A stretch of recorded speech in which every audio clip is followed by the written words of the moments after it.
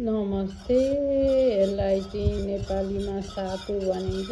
सातुलाई चाहिँ सट्ट यसरी भुट्ने हो। भुटेर अनि त्यहाँदेखि आफूलाई स्वाद अनुसार हजुरहरूले के राखेर खानुहुन्छ त्यो चाहिँ कसैले दुध राखेर खानुहुन्छ अनि कसैले चिया राखेर खानुहुन्छ, कसैले तातो पानी राखेर खानुहुन्छ। यो चाहिँ स्वाद अनुसार हजुरहरूले जेसँग मिक्स गरेर खान सक्नुहुन्छ। यो चाहिँ सातु हो। यो सातु चाहिँ उहिलेदेखि खाँदै आएको, शरीरलाई पनि राम्रो। यसमा सबै गेडागुडीको बनाएको हुन्छ।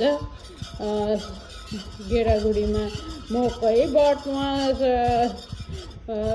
केराउ अनि त्यहाँदेखि दालहरू, अब आफूलाई कुन स्वाद मनपर्छ सबै थोक राखेर बनाउन सक्नुहुन्छ। अनि यो बनाएर चाहिँ ग्राइन्ड गरेर अनि त्यहाँदेखि भुट्नु होला। अनि भुटेर चाहिँ चियासँग खाँदा पनि भयो, भएन भने दुधसँग मिसाएर खाँदा पनि भयो। जेसँग खान मनपर्छ त्यसरी खाँदा भयो। हजुरहरूलाई यो कस्तो लाग्यो सानो कमेन्ट लेखिदिनु होला।